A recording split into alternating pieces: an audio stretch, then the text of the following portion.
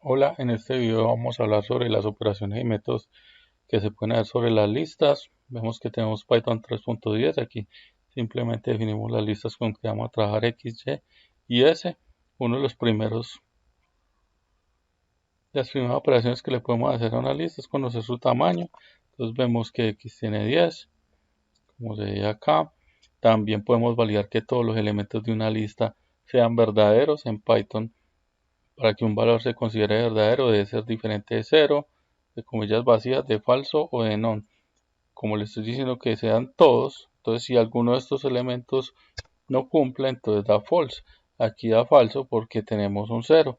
Aquí pues todos los valores son diferentes a vacío, none o falso. Y acá como le estamos sumando un valor a la lista none, por eso nos devuelve falso.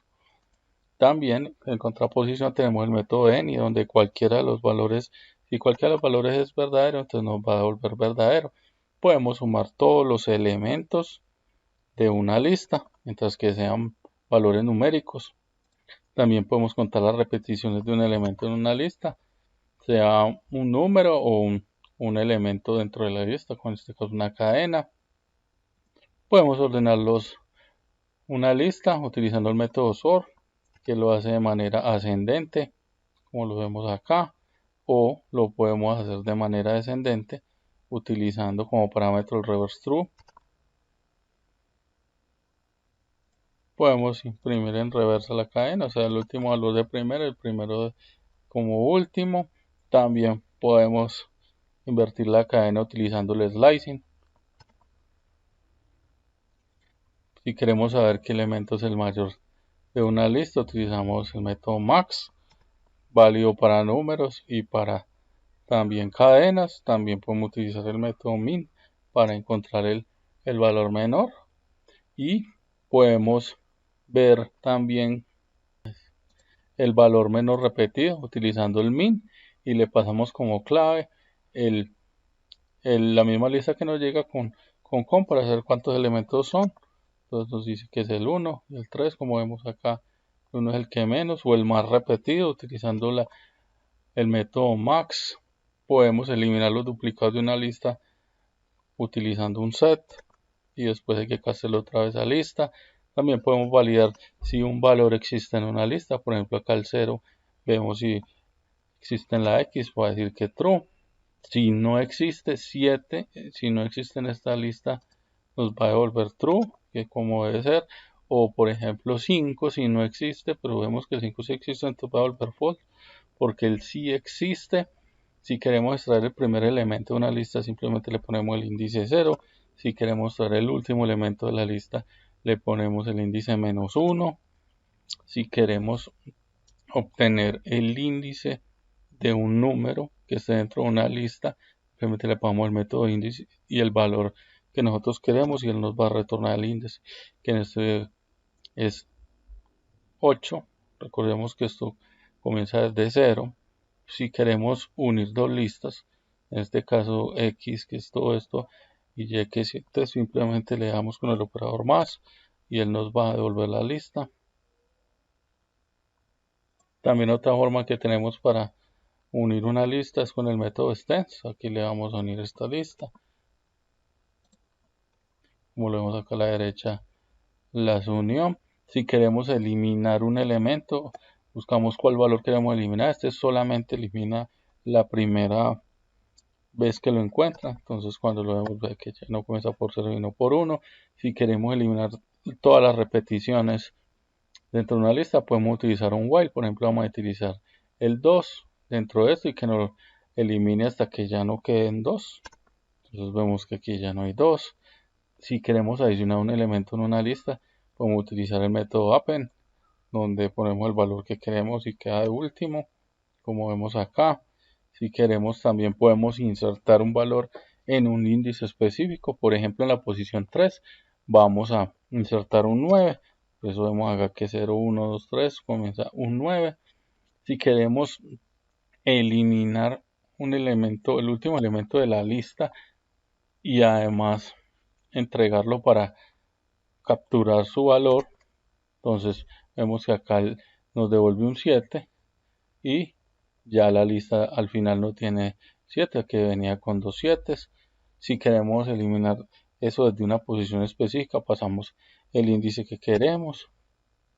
Si queremos sacar una copia idéntica de una lista, podemos utilizar el método copy y vemos que acá cuando volvemos Z tiene los mismos valores.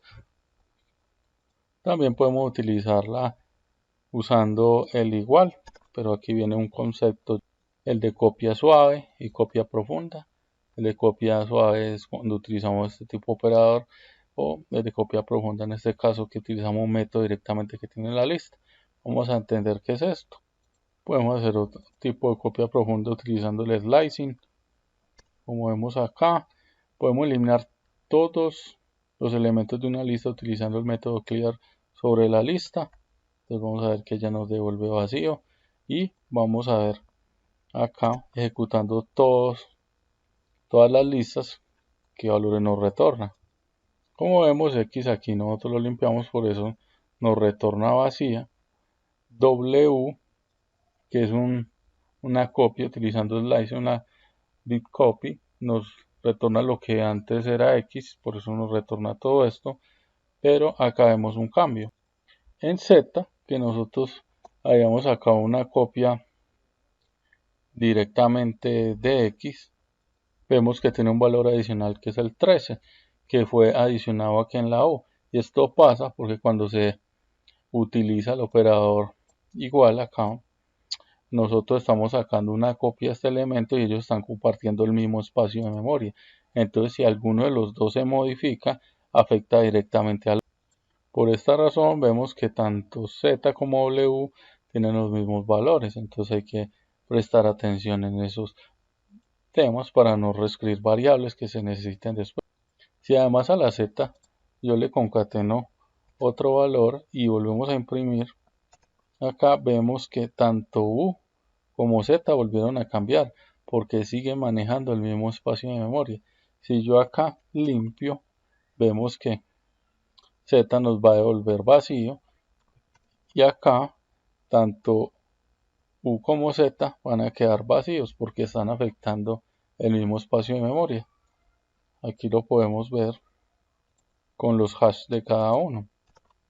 Pero vamos a ver que este hash, el penúltimo y el último, son idénticos porque están utilizando el mismo espacio de memoria. Aquí voy a redefinir el valor de la Z y entonces él va a quedar con un espacio de memoria nuevo.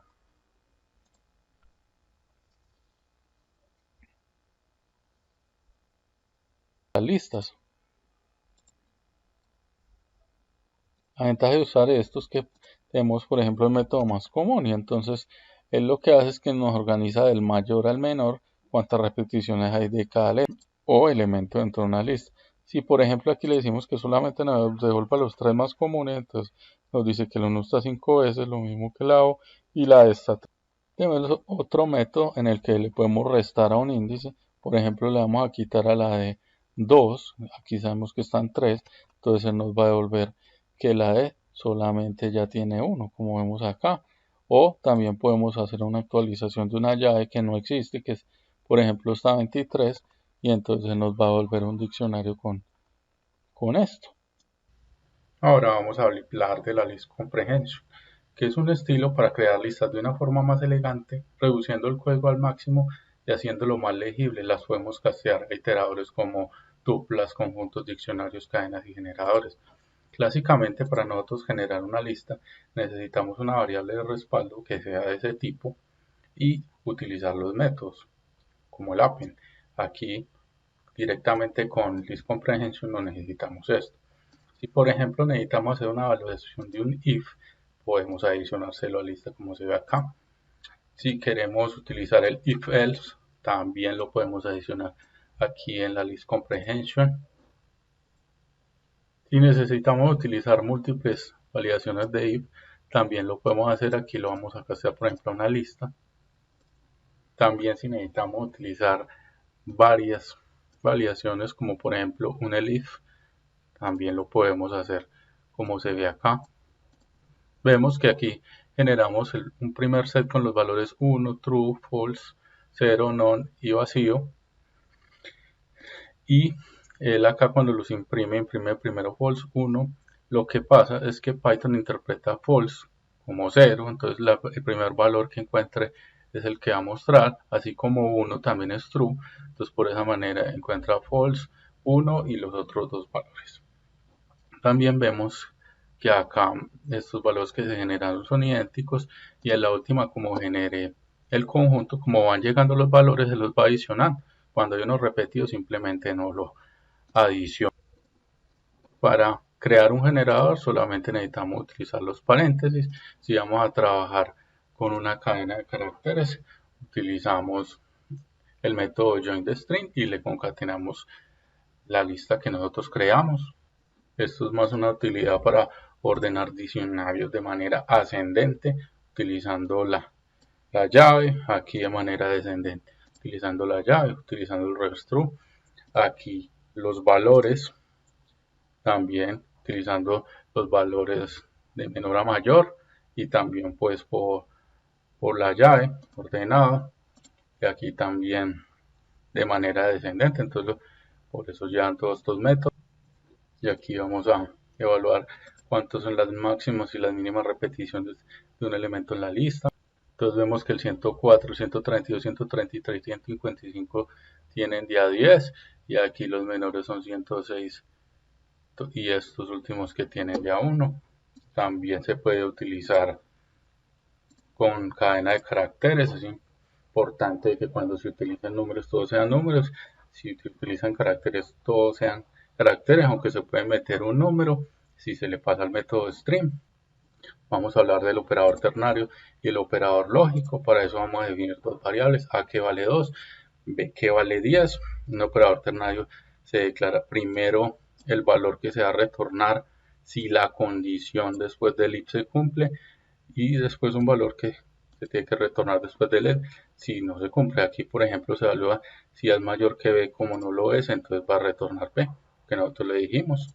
Otra manera de utilizar es el operador lógico, donde con el OR podemos verificar cuál de las condiciones se cumple y la que se cumple se retorna. Si ninguna de las condiciones se cumple, retorna el último valor. Entonces 0 es considerado falso, falso es falso, no se considera falso, una cadena vacía se considera falso y cualquier estructura iterable que no tenga valor se considera falso. Y como esta es la última, entonces nos retorna ese valor.